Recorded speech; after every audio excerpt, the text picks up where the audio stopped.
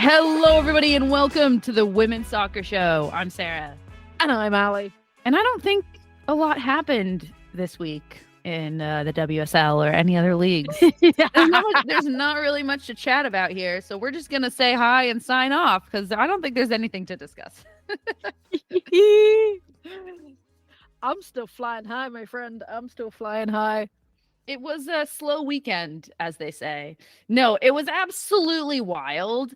And what I wish we'd done is actually compiled all of the ridiculous goals that happened this weekend, because across so many leagues, I think we saw a crazy one out of Spain, a couple wild goals, including kind of a bicycle kick or a scorpion kick, if you will, from Lauren Hemp. Plus Chloe Kelly scoring from the corner. Yeah, just like ridiculous goals across the board. It was a fun one. If you haven't seen them, I think just go to the Barclays WSL Instagram page and just start watching, baby, because there's some highlights. I want to shout out Graham Hansen as well, because I mentioned there's some big goals in the Spanish League, and Graham Hansen, I mean, what a player she is. We haven't gotten to talk about her in a while, and I'm excited as the Champions League progresses. We're going to get to talk more and more and more about her. She is a firm favorite. She's a firm favorite. All right, so we're going to get into it. This week, we're going to talk Lindsey Horan's comments that stirred the pot. We're going to talk WSL and the wild upset and just the title race and everything. And you can hear the excitement in my voice as I say that. Don't worry, guys. I will make sure she's not a Debbie Downer. I will make up for it with a wild enthusiasm. Nobody wants to hear you be happy about West Ham. Nobody wants to hear that, Allie. Everybody wants to hear that. You don't know how many messages I got from people about that game. Everybody wants to know. All right, and then we are going to conclude with the Champions League quarterfinal preview. The draw happened yesterday, Tuesday, and so we're going to talk through those matchups, what we're most excited for. So let's do it. So the pot was stirred this past week when The Athletic released an article and an image with that article that we'll call clickbait. So the pot was really stirred here. Meg Linehan, we all know, she's a wonderful journalist. She's been doing this for a long time. She's the one that broke the story in the NWSL, sat down with Mona Shin and Sinead Farley, and really broke the story that led to the Yates report and everything. So I'll just say that up front. You know, this was an article written by Meg Linehan, and it was a piece on Lindsey Horan, who is right now playing for Lyon. So she did an interview, and like we said, clickbait, because this quote was just everywhere. Social media, YouTube commentators were talking about it. Everyone was talking about this quote. American soccer fans, most of them aren't smart. They don't know the game. They don't understand, but it is getting better and better. It's even funnier to hear you say it, though. It's even funnier to hear you say it, because I'm not going to lie. I'm just going to be blunt here. I saw that. I'm scrolling on Twitter and it comes up on my feed and I read it and I'm just like, how stupid. How dumb of a thing to say. And I'm not saying that she's stupid. I'm not saying, and we'll get into it. I just mean, how unnecessary. It really did stir the pot. And I think it's important to note this really was clickbait. It was kind of pulled out of context. Obviously, when you read the article, it's still not fantastic. I was going to say, I'm not going to lie. Even I read the article, even in context, I was like, dude. Yeah, it's better in context, but it's still not good. Much. Yeah, I was going to say, not by much. So for those who didn't read the article, because you have to have a subscription to The Athletic, and I'm not going to lie, I just started subscribing to them. But I was just got to put my money where my mouth is. We're paying for coverage of women's soccer. Thank you to those of you who do pay for coverage of women's soccer by contributing to our Patreon. In context, what was the difference? Give us the difference from your opinion, in context versus out of context, this quote. So in context, she's talking about how, and she mainly talks about her mother, which was weird, but she was talking about how she feels that football or soccer is very led by the commentators and the fans don't really form their own opinions, which is why this is not much good in context, and was comparing it to the European style of fandom and saying that it's more in the European culture to follow football because everybody watches football, so that everybody knows football. Which, to be honest, is it's something I'd say. That's such a European, I like know, isn't it? Eurocentric Totally. thought of being That's like, yeah, exactly what I thought. It's like, because what we are you? created football, so it was like I can't stand when people say that. I'm being sarcastic, but Okay, good. Yeah. So to your point, Allie, like it's a it's a little bit better in context, but it's really not that much better. so as our resident American, what did you make of these comments? Is there any truth in it, or is it just Haran talking out of her backside? I mean, there's so much to say here. So buckle up. I mean, I can't help but kind of chuckle. And like what we're talking about this, we're both kind of laughing and like smiling as we're talking about this because it's absurd. Let's just put that out there. I kind of can't believe we're having this conversation around these comments. Yep. But we have to. we have to because of the response and because of kind of what it says about. I mean, this is arguably the U.S. Women's National Team captain. She's worn the armband more times than anybody in the past couple of years, and she wore it the majority of the time at the World Cup. So this has to be spoken about. And I think, first of all, this was a very calculated move on the part of The Athletic to pull that quote out and use that quote to promote the article. There was a lot else written in the article. It wasn't just about Lindsey Horan's mom and the women's soccer fans in the U.S., but they chose specifically to do that. And I mean, quite honestly, I understand you have to promote. You probably got a lot of subscriptions from that.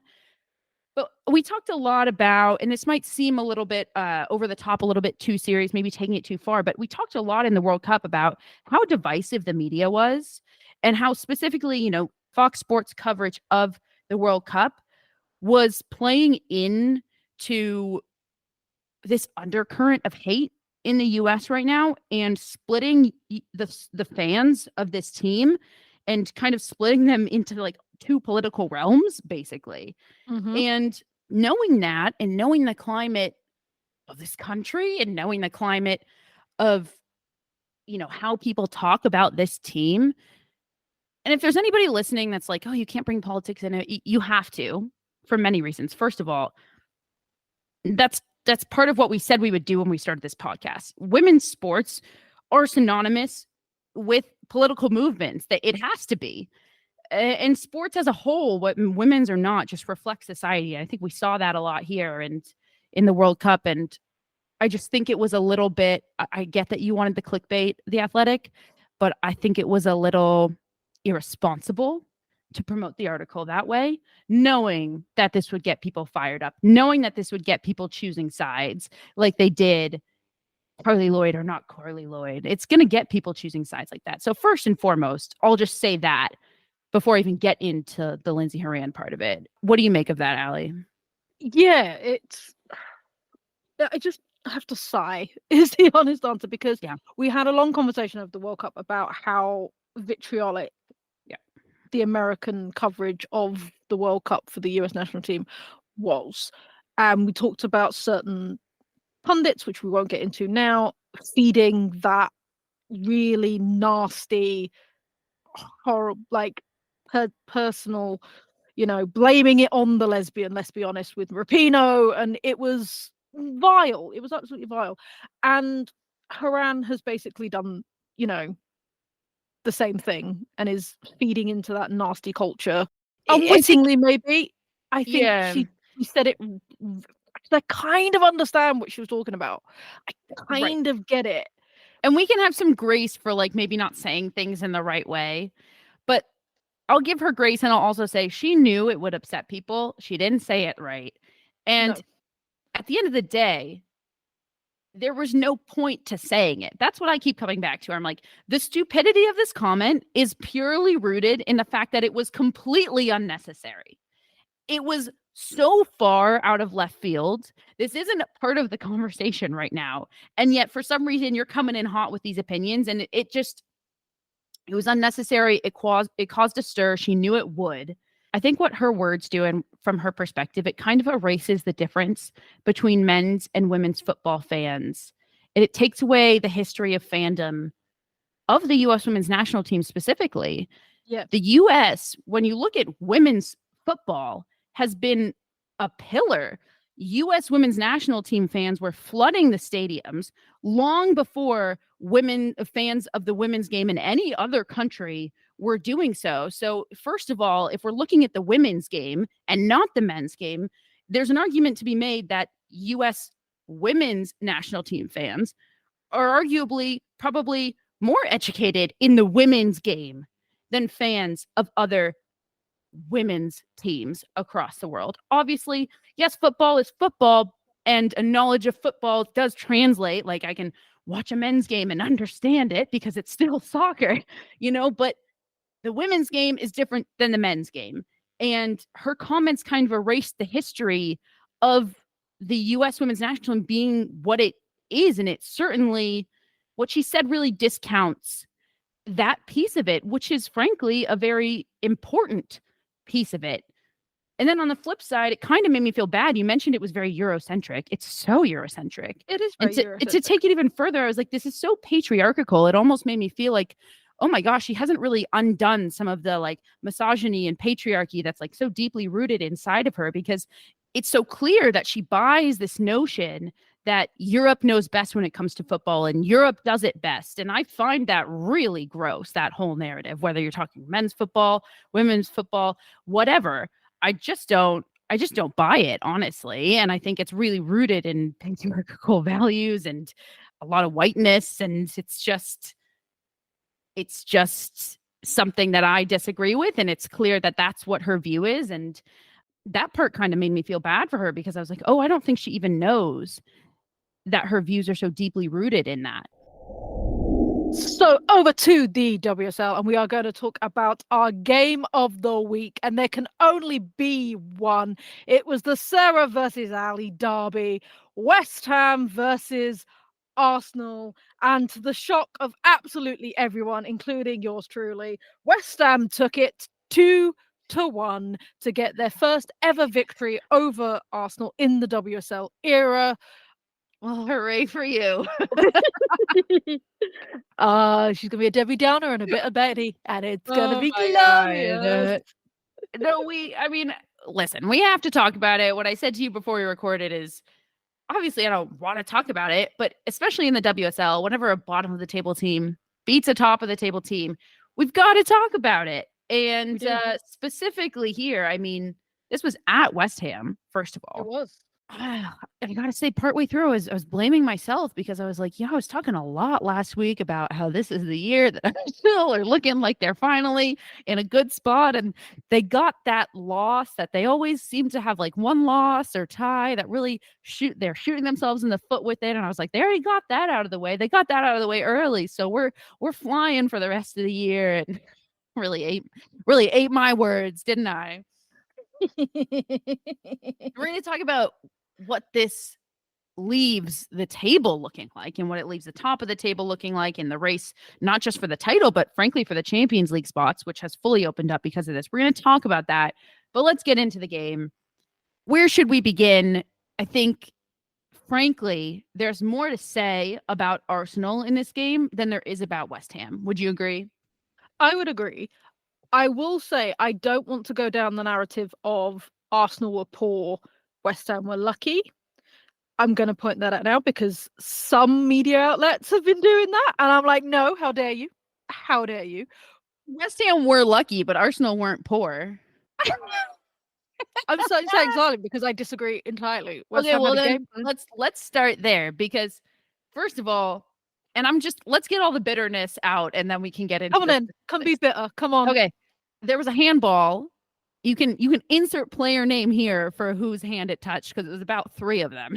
There was a handball in the box that touched about minimum 3 West Ham players, defenders, arms, hands, whatever. Was not called. That would have totally changed the course of the game. It was scoreless. That was within the first 15 minutes, I believe. And that would have just changed the entire course of the game, I think, had that been called. Okay, I guess that's the only lucky element that I've got here. It's out of the way now. But you're nodding your head like, yeah, it should have been called. No, it's one of those things that, yeah, probably, but I don't agree it would have changed the course of the game. And this is one of the big frustrating things Say that. But the thing is, you can't say that it would. This is the thing that's been driving me up the wall, because I've been getting it in the neck from Arsenal fans, and they're driving me up the wall. And I'm going to tell you for why. Because I'm getting people going, if the officiating had been proper, if the officiating had been done properly, you would have won 3-1. Well, you don't know that you would. But You don't No, know I'm not if you saying would have that. won. You No. don't know that I you would agree. have won 3-1. I disagree with them there. I'm not saying if Because I'm not saying that. Let me just put that out there. I'm not saying the scoreline would have been 3-1. I'm not saying what the scoreline would have been. I'm just saying there's a difference between how Arsenal will play in that position versus in a position where they go up 1-0 within the first 15 minutes. And then I do feel like you'll get an Arsenal that plays more free flowing. And even more importantly, you'll get a West Ham team that can't park the bus. You'll get a West Ham team that need to open up, that need to stretch the field, because now all of a sudden they're down. It just inherently changes the game. The entire game would have been different from there on out. That's what I'm saying. What the scoreline would have been, I don't know. I'm not here tallying like, well, that would have been a penalty and we would have made it, and that would have been a penalty. No. I'm just saying that would have inherently changed the whole game. Yeah, because that is what's driving me up the wall. Because I'm like, do you not realize that Max saves penalties? Like, do we not remember? I've got to just say for everybody, if you ever hear Allie say Mac, they're referring to Mackenzie Arnold. You do this all the time. You're like Macca or Mac, and especially with Max. And I'm like, I promise you, nobody in the US knows who you're talking about. Mackenzie Arnold, the legend that is. But Mackenzie Arnold saves penalties. Are we forgetting the France-Australia quarterfinal already? We'll never forget the France-Australia quarterfinal. That's what I'm saying. So I'm like, don't come at me being like, oh, if we got those 2 penalties, we would have beat you. No, you wouldn't have. But anyway, so that was just my little rant about you going and you've got the 2 penalties. I understand what you're saying. I do, like, West Ham going down early doesn't always bode well for them. No, not at all. But and especially in a game like this. Arsenal have struggled all season, and maybe even beyond this season. They've always struggled with a team that parks the bus, and they can't break it down. And so I've got to say, when Arsenal scored that goal to go into halftime, I was like, okay, deep breath, because they've notched one, and now West Ham are going to have to open up. And it'll probably open up their defense for Arsenal to score more. And that's actually not at all what happened here. Nope. And this is where there's so many ways we can take this. And I have so much to say about Arsenal, but let's just keep going chronologically for a second, because then to start the second half, first of all, center back change, Leah Williamson, who let's take a moment and all say a big hurrah, because she got her first start back in the WSL since her ACL, and that was beautiful. She gets subbed off. She's not on for the start of the second half. And Arsenal come out and have a horrid first 10 minutes for a team that controlled the majority of possession, and like a big majority of possession in the first half. It was all Arsenal on possession. They came out in the second half and looked like, okay, well, the game's done. That's what it looked like their mentality was. It looked like they came out and they were like, well, we scored, the game's over. We'll take this 3 points, and West Ham probably can't do anything from here on out. And so whatever. And West Ham, credit to West Ham, I have to really took it to Arsenal in those 10 minutes. And Arsenal came out on a back foot and paid for it. Yeah, because you're saying about going down, West Ham can't park the bus and it would open us up. But we were going forward. Yes, we didn't have the majority of possession. I believe the possession stats were 67% Arsenal, 33% West Ham. And that's for the full game. It was even worse in the first half. It was even more of a discrepancy between them. That's for the full game. But I get it. But we were making runs and we were going forward for the game. So we were trying. And obviously it was that run that got us our penalty to take us level. I have to say that was a stupid tackle by Catley. It was a stupid tackle from Steph Catley. She never should have made that tackle. There, Wubben-Moy was right there, so it wasn't even like Catley was the last defender. No. And she had to make a decision. It was just a stupid tackle. There's nothing else to it. It was not a smart decision. It looked a little accidental. It just wasn't smart, though. And that did wake up Arsenal, I will say. And it's unfortunate that needed to happen to wake up Arsenal, but it did. Oh my God. Okay, let's just get into it. That second West Ham goal, It's a thing This of is beauty. this If is you're what a West Ham fan, it is a thing of beauty. How many times have I said on this podcast, and not on this podcast, just in private life, that if Arsenal want to be a truly competitive team that can be a team that can win the Champions League, that can be a team that can win the title, they need a goalkeeper of that caliber. How many times have I said that? Many, many times. Too many to count. This is just such a prime example. It's a microcosm of everything. West Ham had 2 shots on goal this entire game. That's the stat. They had 2 shots on goal this entire game and 2 goals. Manuel Zinsberger touched the ball with her hands maybe 3 times in the entire game, and the ball went in twice. I don't think Manuel Zinsberger touched the ball with her hands more than once in the first half. Nope. And this second goal, and you don't have to be a goalkeeper to see this. You go back and you watch that. It's a cross in, and there is so much space for Manuel Zinsberger to catch that ball. So first and foremost, you got to catch it. She decides, no, I'm going to punch it, even though there's enough space and time to catch it. If you punch a ball and you're a goalkeeper, it's the same thing if you're heading the ball out of the box as a defender. Yep. You get that up and you get that out. And she punches it straight down. A horrible clearance. Clearance can't even be the word to describe it. Right to a West Ham defender. And I don't think I've ever come on this podcast and literally hung a goal on a goalkeeper and it's been like, that is 100% your fault. Here's the first time. That's Zinsberger's fault, period, the end. No, it was. It was a terrible, terrible clearance. Like you said, she had time to smother it. Like, even if you don't catch it, like, just throw your body on it if that's what you need to do. You have the time and space to do that. Obviously, it fell to Hawa Sissoko on her left foot, who took it beautifully. Like I said, I've watched this goal many times. Took it beautifully. It goes over Zinsberger's head, but she doesn't move. She doesn't move to even attempt to save it. It's sort of like she's stuck, like her studs are stuck in the ground because she doesn't even try. Like, I have less of a problem with that because I don't think she was going to save that. My problem is that you try though.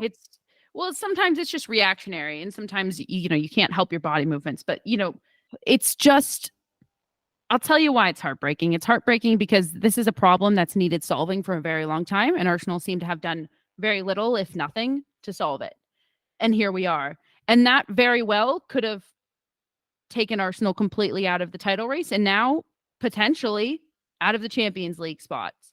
So that alone, and that problem not being solved in all of this time, in all of this lead up, it's frustrating and it's infuriating to see the results of that, which is exactly that goal.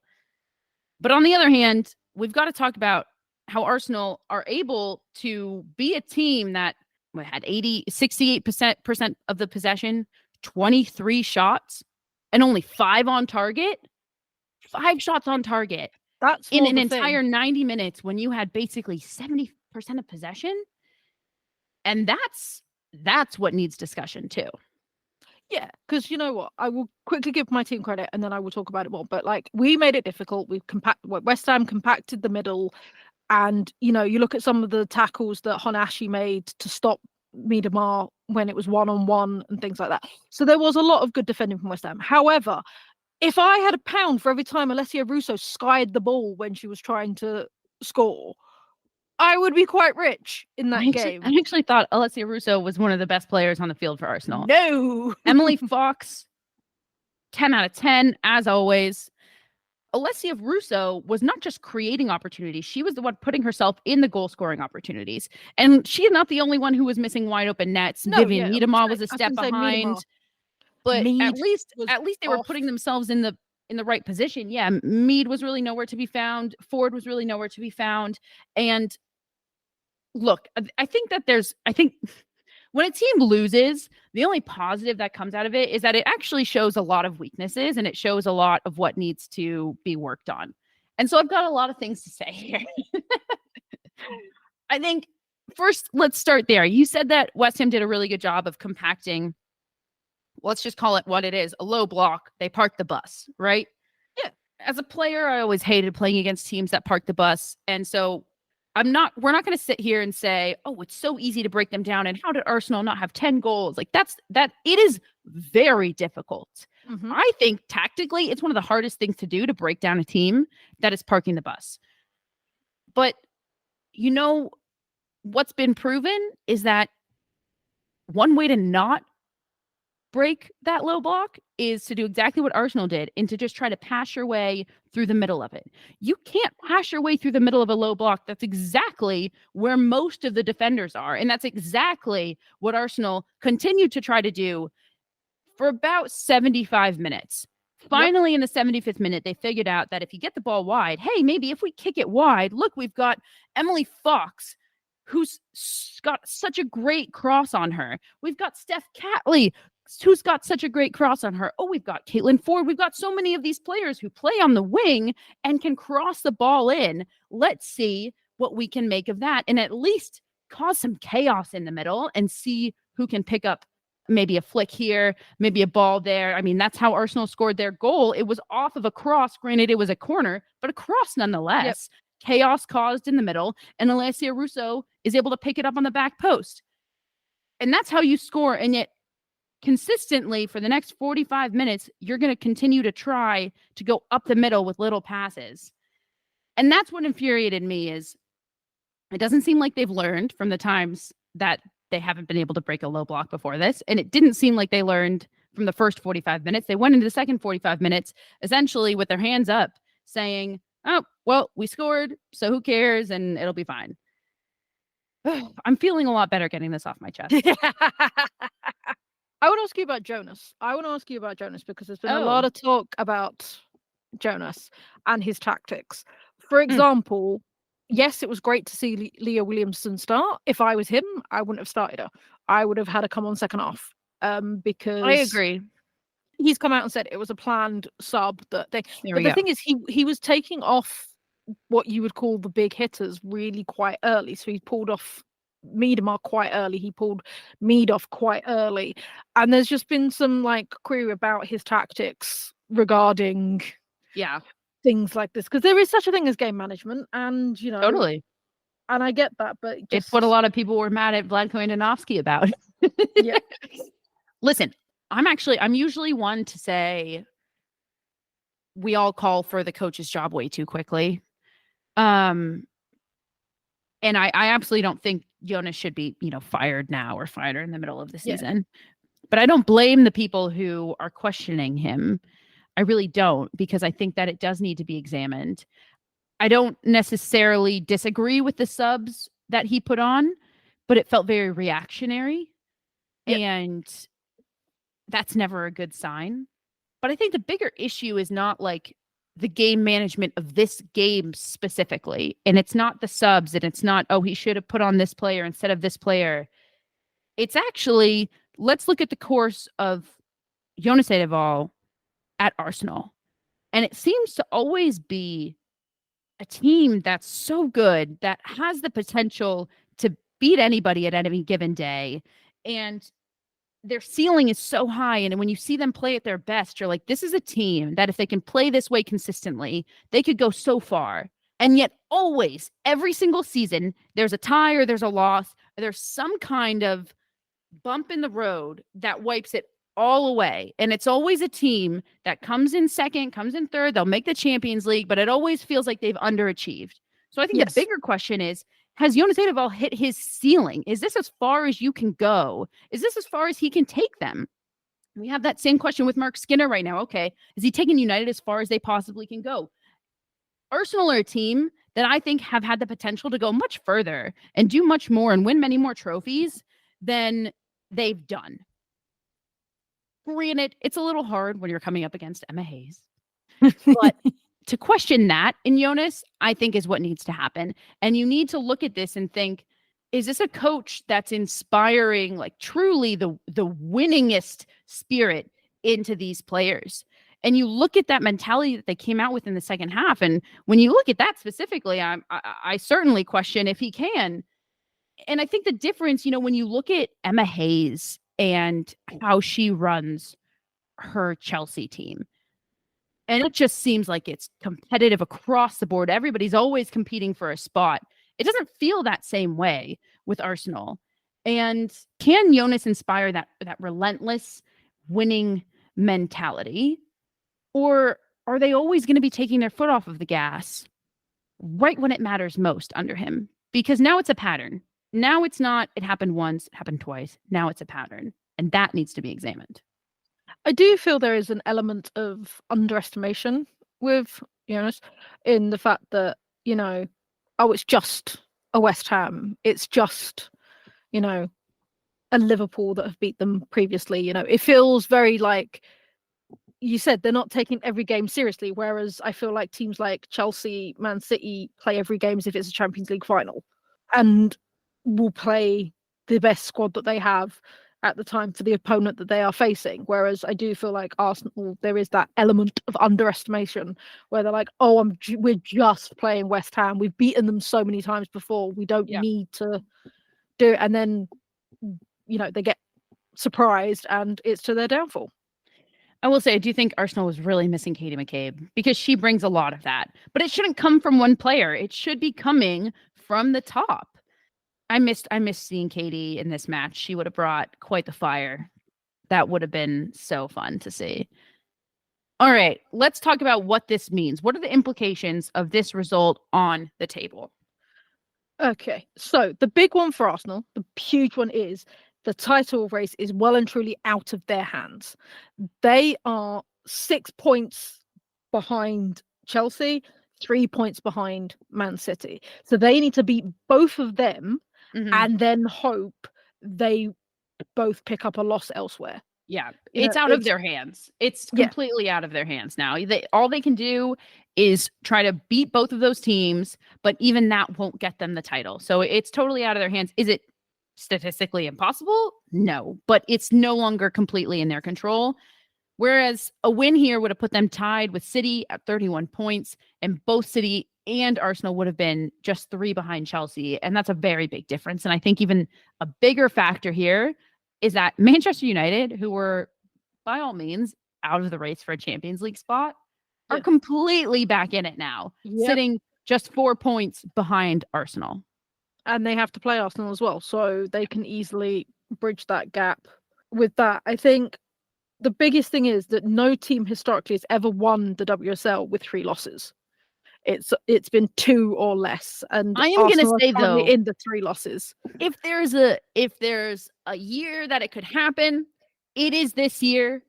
And next year we'll be saying it's next year, but it's just going to continue. I think we're going to continue to see more and more upsets. We're going to continue to see teams that maybe they'll win with 2 losses. Now maybe they'll win with 3 losses. Maybe.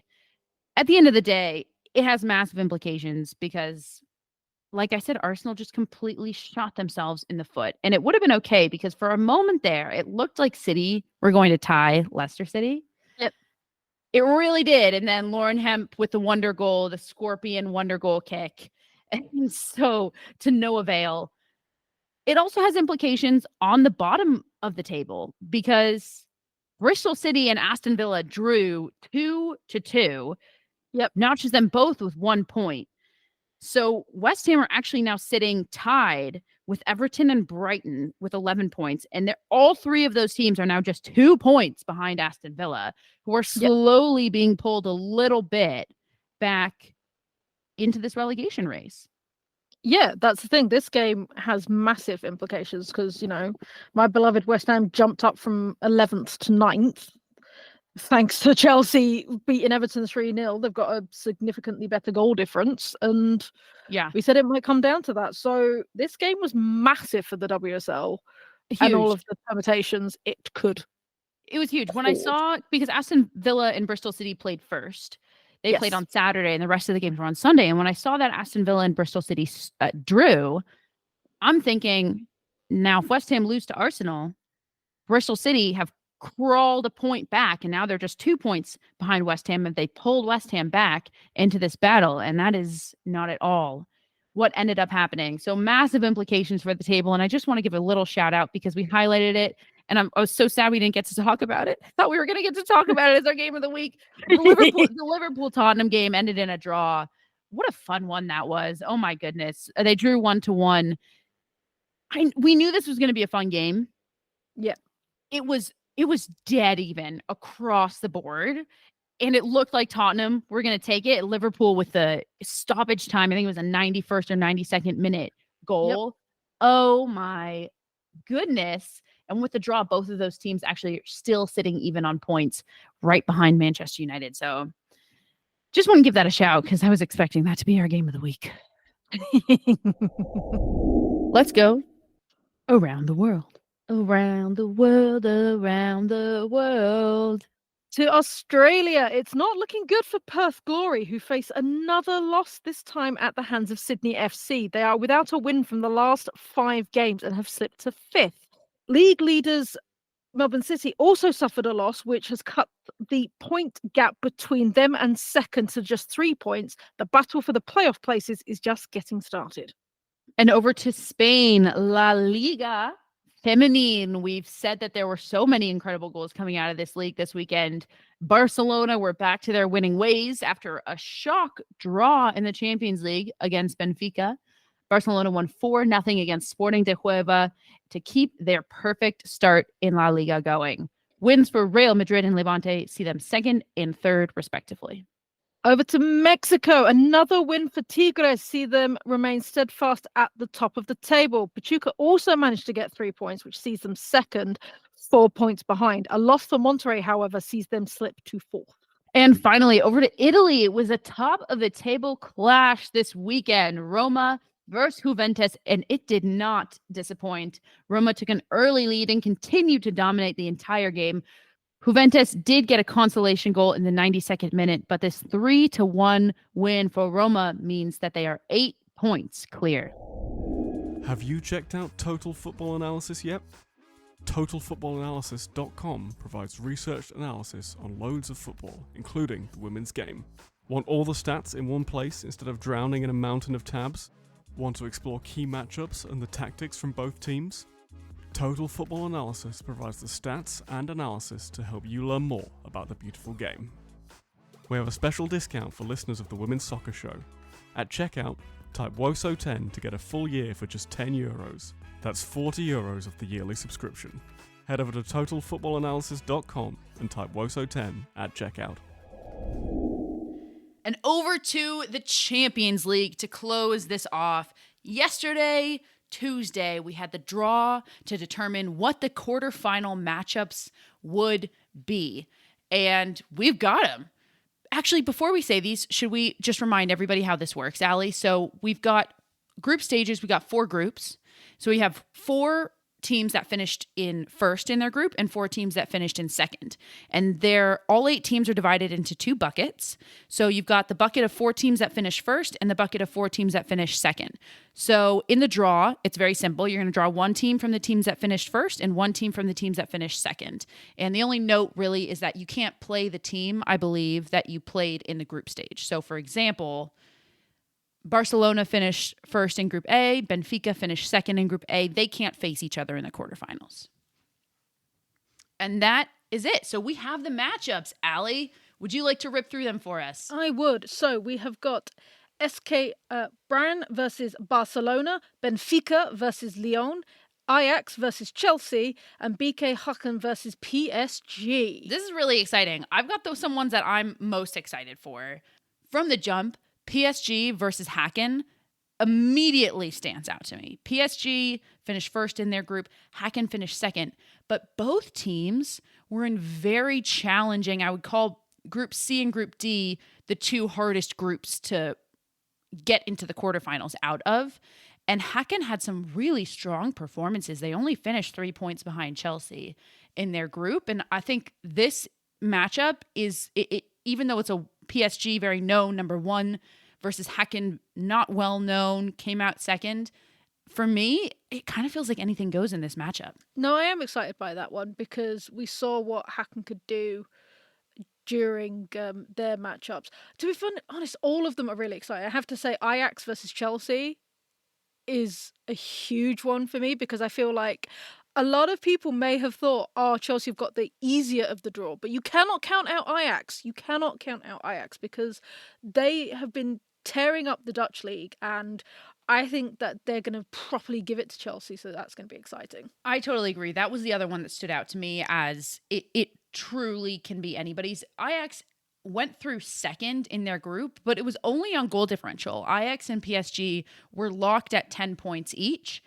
And again, that was Group C. It was a very difficult group. The other two teams in that group were Bayern Munich and Roma.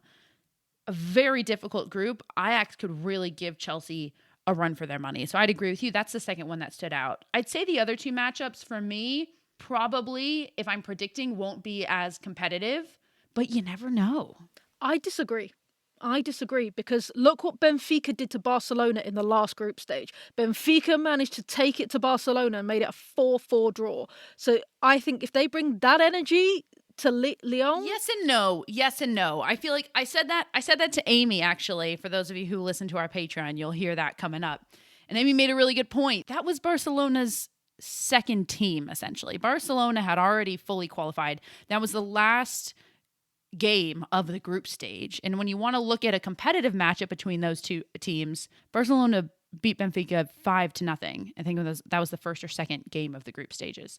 So two very different results, but context is very key here. Not that Barcelona wasn't trying, but it's very clear that it wasn't necessarily their first team. But then again, truly anything can happen. That's why we love the Champions League. And the final matchup, which we haven't really talked about, is SK Brown versus Barcelona. I mean, obviously you think on paper this is Barcelona's just to take. But as we said, Champions League, you never know. I just think it's amazing that this Norwegian team can just, they've faced fierce opposition in their group stage and they came out second. And they're going to face Barcelona, which is huge. Yeah, I mean, it's massive. I think this will be the least competitive game, probably. Poor Braun. I don't think they were tested very much in the group stages. They were in Lyon's group. Lyon came out first. And the other two teams really just weren't competitive with Lyon or Braun. And so I worry about a team going against the giants of Barcelona, having not necessarily been tested all that much in the group stage. But hey, it's going to be exciting. And I don't know. I just want to go back to this Benfica versus Lyon, because the more we talk about it, the more I'm getting a little bit pretty excited, because I think if there's a number one seed that can be toppled, maybe I think it's Lyon. Lyon have been shaky. They haven't been consistent. They can be great. They can be bad. So the more I'm looking at this, the more I'm like, hey, Lyon, they could be taken out in this quarterfinal by a team like Benfica, potentially. Not only did the quarterfinals drop, we also got the semi-final pathway in the draw. So the semi-final pathway goes, the winner out of Braun and Barcelona will take on the winner out of Ajax and Chelsea. I can hear the Chelsea fans' tears from here, because that is not the semi-final you want. You know what, though? I feel like this is just like talking about it in a World Cup. You're going to have to come up against the giants, the defending champions at some point. Sure, maybe you want to come up against them in the finals, but at the end of the day, it doesn't matter. You're going to have to beat them at some point. So why not in the semifinals? Yes. And then the other pathway is whoever wins out of Benfica and Lyon will take on whoever wins out of Haken and PSG. So we could end up with a French grudge match. I was just about to say that's the one thing I don't want. I don't want Lyon PSG. Listen, if it happens, it'll be a blast, because it's always so fun when teams that know each other well from their league at home play each other in the Champions League, because I mean, it just gets so competitive. But I would like to see some new blood. BK Haken, I just got my eye on them, and it's always fun, just like in tournaments, it's always fun to see a new team advance. The quarterfinals kick off on March 19th. So leg one won't start until then. We've got some time to digest all of this. And of course, we'll bring it back around in the episode leading up to that March 19th, and we'll be covering it all. I'm really excited. Hopefully, the unfortunate thing for us, Allie, is that March 19th happens to be a Tuesday. And so it'll be difficult for us to cover it on our Wednesday episodes, but we're going to try our best, everybody, to cover these as much as we can, because we've got some fun ones. And that is it for us here at the Women's Soccer Show. I've been Sarah. And I've been Allie. We'll see you next week, everybody. Good night.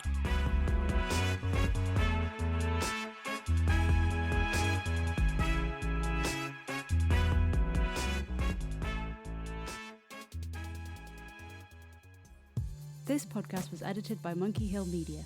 Visit monkeyhillmedia.com for more information.